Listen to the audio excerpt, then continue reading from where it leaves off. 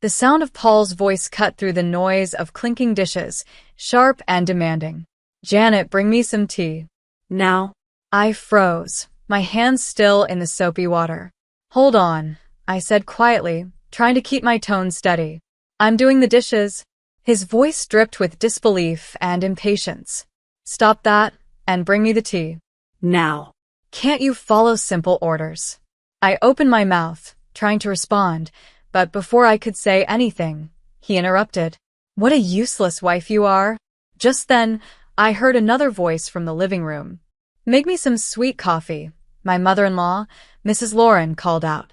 She was sitting on the couch, eating a slice of cake she had taken from the fridge. Her eyes held a sharp, unkind look that made me feel small. I sighed and looked at the pile of dirty dishes in the sink. There were so many. I felt tired, worn down, but still, I nodded and turned to get the tea and coffee. "Leave the dishes for later," Mrs. Lauren sneered. "Just do what we tell you." Useless wife. Paul's words echoed through the kitchen, each one feeling like a whip. "My name is Janet, and I'm 31 years old. I'm a working mother, and yet, I feel like I am trapped. This house is supposed to be my home, but it feels more like a cage. I got married when I was 25, hoping for love, kindness, and companionship. Instead, I ended up with Paul and his demanding mother. My only happiness comes from our little boy, who is 5 years old. He is my light in this dark, joyless place. We live in Paul's parents' house. It wasn't my choice. I was told we needed to be here to look after Mrs. Lauren after her husband passed away. At first, I felt sorry for her. I believed she was mourning, that she needed family around. But soon, I realized she had no real grief. She only wanted someone to control, to order around. She wanted someone to treat as a servant, and that someone was me.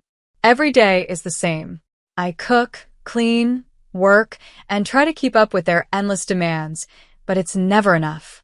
If I make a meal, they criticize it. "The stir-fry is so poorly made," Mrs. Lauren would say with disgust. "Make it from scratch, like you're supposed to." I would try to respond politely. "I'm busy, so I can only make simple things." She would snap back with a cold tone. I hate back-talk from my daughter-in-law. "Cook it from scratch." One day, I finally dared to ask her, "Why don't you cook if you're such a good cook?" Her response was cold and dismissive. "Why should I do housework when you're here?" she sneered, making it clear that she considered me her personal servant. Over the years, their cruelty has only grown worse. When they weren't scolding me, they ignored me completely. It was like I was invisible, a ghost in my own life. 6 years have passed in this suffocating atmosphere. Now I am 31, and Paul is 35. Our son is growing, but the air in this house remains heavy and oppressive. Mrs. Lauren is now 66, and she seems to take pleasure in watching me struggle. One evening, after a long day of work, I walked home, exhausted and weighed down by a painful realization. In this house, to these people, my existence seemed meaningless. I felt like a shadow in my own home, unseen and unheard. The only person who truly noticed me was my son, and the thought of losing even his small recognition was too painful to bear. When I came home that evening, I tried to push away the sadness by focusing on dinner. I got busy in the kitchen, making mapo tofu, fried chicken, and a stir-fry with bell peppers and pork. I hoped a nice meal would bring some peace to the house, some sense of normalcy. Suddenly, Paul's voice cut through the quiet, breaking a long silence. "Bring me the mayo." "Sure, here you go," I replied, handing him the mayonnaise. These were his first words to me in ages, and they weren't kind or grateful, just another command. That small, simple moment felt like the last straw for me. It was the final test of my patience, and I felt something inside me snap. Things only got worse that evening. As we started to eat, Mrs. Lauren spoke up. "Clean the toilet," she demanded. "Right now?" I asked in disbelief, feeling a wave of anger rising inside. "Yes, now," she insisted, her voice laced with coldness. She didn't care that we were in the middle of dinner. It was just another way to control me, to show her power. I couldn't hold it in anymore. "Don't say such a thing while we're eating," I snapped. It's nasty, just like your heart. Her face twisted with anger, and soon, we were in a heated argument. Paul jumped in, siding with his mother, and demanded I apologize to her. But for the first time in years, I stood my ground. I refused to back down, and in that moment, a deep realization hit me. I needed to escape this toxic environment. Not only for myself, but for my son, who deserved better than this. I retreated to my room, my mind made up. I went online, downloaded divorce papers, filled them out, and marched back into the living room. I slammed the papers down in front of Paul. His face showed pure shock, but I felt only a cold sense of determination. I'm filing these, I said, my voice steady and calm. Standing there, looking at my husband's stunned face, I realized that I had finally stepped out of the shadows. I was ready to reclaim my life. The days that followed were tense, filled with cold glares and biting comments. Mrs. Lauren looked at me with even more disdain, and Paul threw sarcastic remarks my way. But amidst all the chaos, I felt a strange new sense of freedom. One evening, as I served dinner, Mrs. Lauren sneered, "You call this food? Even a child could cook better." Ignoring her, I focused on my son's happy face.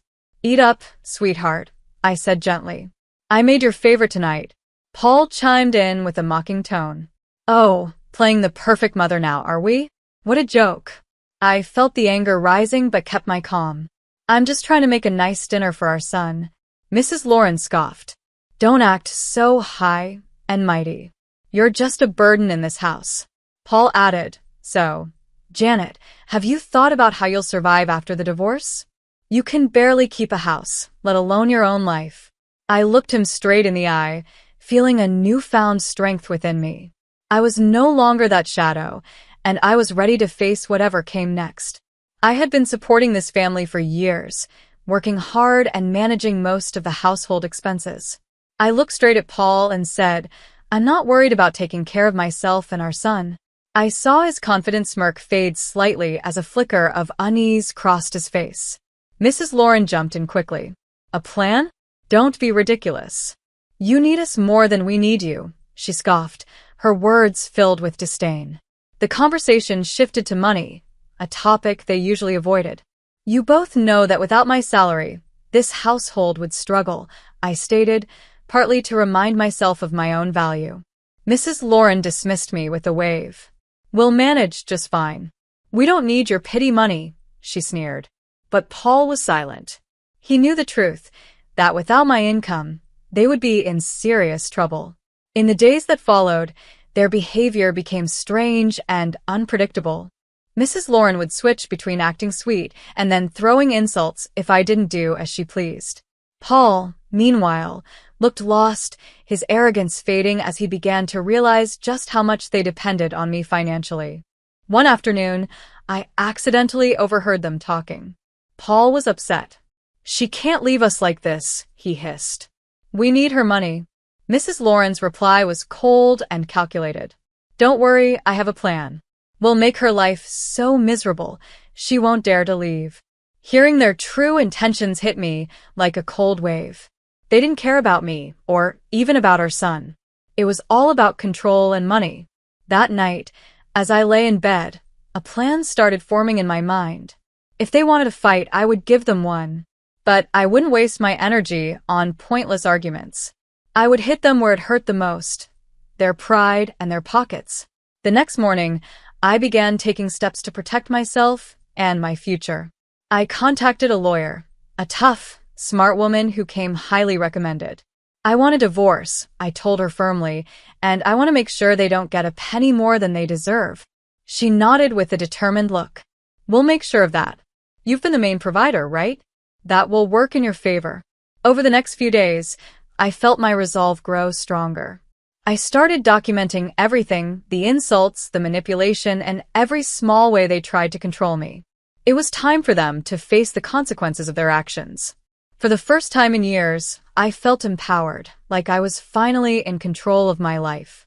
The shadows that had hung over me for so long were beginning to lift, and I felt the promise of a new beginning. When the divorce proceedings started, the atmosphere in the house grew more toxic.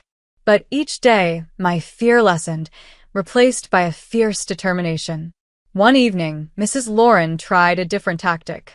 "Janet, dear," she began in a sugary tone, "why don't we forget about all this unpleasant business? You know we're family." But her words felt empty, dripping with insincerity. I had seen her true intentions, and I knew that no amount of sweet talk could erase the years of mistreatment. I was ready to break free and start anew, for myself and for my son. The time for living in fear and shadows was over. I looked straight into Mrs. Lauren's eyes, firm and unafraid. "Family doesn't treat each other the way you've treated me," I said, keeping my voice steady. Paul, who had been quietly watching, scoffed. "Oh, playing the victim now? You're not as innocent as you pretend to be." I felt a rush of anger, but kept my calm. "I'm not playing anything, Paul. I'm just done being your scapegoat." As usual, the conversation shifted to finances. Paul sneered. "You think you can just take our son and leave? How will you support him?" I let a small, confident smile cross my face. "I've been supporting this family for years. I know I can manage." Mrs. Lauren's expression twisted into a sneer. "You're nothing without us. You'll come crawling back." But their words no longer had any power over me. I knew my own worth now, and I knew the truth. The next day, I met with my lawyer again. She explained the plan clearly. "We'll show the court how financially dependent they are on you. This will help in the custody case and division of assets." I nodded, feeling a sense of justice. The law was on my side, and I was ready to stand up for myself. At home, the tension was at its highest. Mrs. Lauren's attempts to put me down grew desperate. One evening, she spat. "You think you're so smart, but you're just a cold-hearted woman abandoning her family." I looked her straight in the eye. "No. I'm a woman who's finally standing up for herself." Paul joined in, his voice full of anger. "You'll regret this. You can't survive without me." But his threats didn't scare me anymore. I was done being intimidated. Over the next few days, I focused on preparing for the court case. I gathered financial records, recorded their abusive comments, and documented every instance of their neglect. One afternoon, as I was organizing my papers, my son came up to me. "Mom, are we going to be okay?" he asked in a small, uncertain voice. I hugged him tightly, feeling a wave of protectiveness. "Yes, sweetheart. We're going to be just fine. We're leaving here, and we're going to start a new, happy life. Just you and me." His little arms tightened around me, and I knew I was making the right choice. I was fighting not just for myself, but for my son's future. As the court date drew closer, I felt a mix of fear and relief.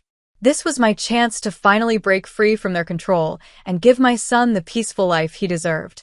I was ready to end their cycle of emotional abuse and take back my life. When the day of the court hearing arrived, I felt a surge of determination. This was the moment I had been preparing for. I was ready to face Paul and Mrs. Lauren, to end their control once and for all. I was determined to seek justice, to reclaim my life, and to give my son a future filled with happiness and peace. I sat across from Paul and Mrs. Lauren in the courtroom, feeling like I was in a dream. This was the moment when everything in my life would change. The judge began the proceedings, and there was a serious, formal atmosphere. Paul's lawyer spoke first, describing him as a caring husband and father who is suffering from false accusations. Mrs. Lauren pretended to be the poor mother-in-law, hurt by her ungrateful daughter-in-law. But their performance seemed fake and shallow, like they were putting on a show. When it was my turn to speak, I took a deep breath and kept my voice steady. I have been the main provider for this family for years. My husband's lack of work and his mother's constant manipulation have caused a lot of stress. Paul interrupted, trying to sound hurt. "Janet, how can you say these things? I've always supported you." I looked him in the eye. "Support is more than just words, Paul. It's about actions, and your actions have only shown selfishness and cruelty." The judge listened carefully as I shared my evidence. I had financial records, recordings of the harsh things they'd said to me, and statements from neighbors who had seen how they treated me.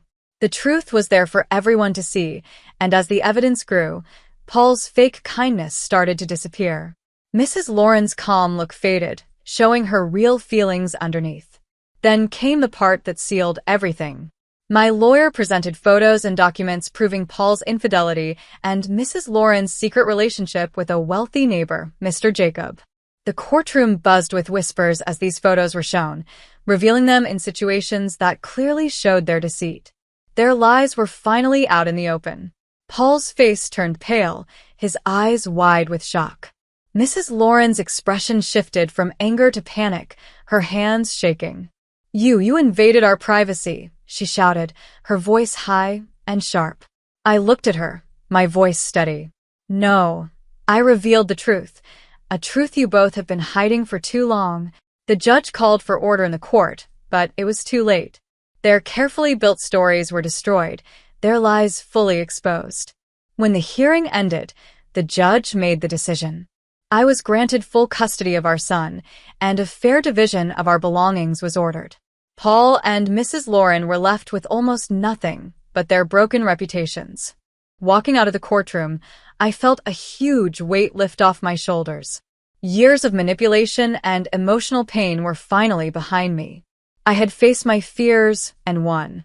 The best moment came when my son ran into my arms outside the courthouse, his face filled with happiness and relief.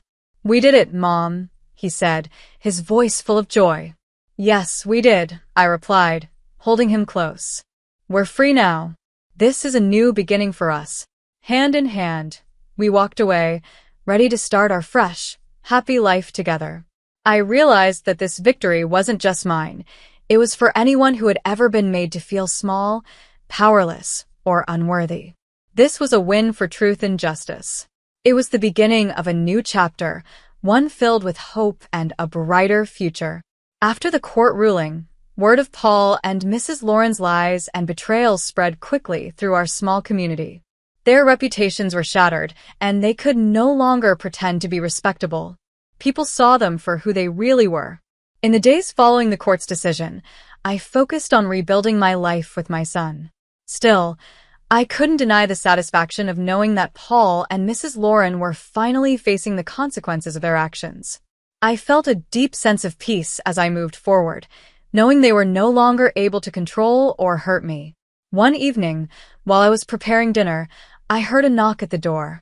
It was Mrs. Jacob, the wife of the man Mrs. Lauren had been secretly seeing. Her eyes were red from crying. "Janet, I heard about everything," she said, her voice breaking. "I can't believe what Mrs. Lauren did to you, and to me." I invited her in and made us both a cup of tea. As we sat at the kitchen table, she opened up, sharing her pain and heartbreak. "I trusted her," she whispered. "She was my neighbor, my friend, and all this time, she was betraying me." I listened, offering her comfort. It became clear that Mrs. Lauren's actions had hurt more than just me. They had destroyed the trust and friendships she had taken for granted. The next day, I ran into Paul while I was out in town. He looked nothing like the confident man he used to be. His arrogance was gone, replaced by a sad, defeated look. "Janet, please, can we talk?" he asked softly, barely able to meet my eyes. I stopped and looked at him. "What is there to talk about, Paul?" He shifted uncomfortably. I'm sorry for everything. I didn't realize how much I depended on you, on your strength." His apology, though late, showed me how much had changed. He had lost everything, his pride, his family, and his home. Only now did he seem to understand his mistakes. But his regret didn't change anything for me. I had moved on. Mrs. Lauren, however, was facing the hardest consequences. Her affair with Mr. Jacob had destroyed her reputation and even led to legal trouble. Mrs. Jacob had filed for divorce and was also suing her for alienation of affection, a lawsuit claiming Mrs. Lauren had interfered in her marriage. Neighbors gossiped about Mrs. Lauren's downfall, whispering about the proud woman who had now become an outcast. She was shunned by the very people who once called her a friend. Her actions had finally caught up with her, and she had no one to turn to. This journey had been difficult, but as I watched Paul and Mrs. Lauren face the results of their own choices, I felt nothing but relief. I knew I had made the right decision, not just for myself, but for my son. This new chapter was ours to write, and I was ready to fill it with peace, strength, and joy. I saw her at the grocery store, rushing through the aisles with her eyes cast down. She looked tired, defeated. For a brief moment, our eyes met. Her face twisted with anger as she passed by, and she muttered under her breath, "You did this to me." I watched her walk away, feeling a mix of pity and satisfaction. "No, Julie," I whispered to myself. "You did this to yourself." The wheels of justice had finally turned, and the consequences of her actions were now inescapable. Paul and Mrs. Lauren were living in the very mess they had created through years of lies and manipulation. Seeing them face the results of their choices was freeing. For so long, I had been caught up in their web, controlled by their words and actions. But now, as I watched them struggle, I felt a deep sense of peace. I realized that the best revenge wasn't anger or resentment. It was living well, free from their toxic influence. I turned my focus back to what really mattered, my son and our new life. Every day was a chance to rebuild, to create a life filled with joy and peace. I understood now that this wasn't just about revenge or seeing them fall. This was about freedom, breaking free from the chains of abuse, control, and fear. This journey had taught me strength and resilience. I had faced my fears, stood up to those who tried to belittle me, and I had won.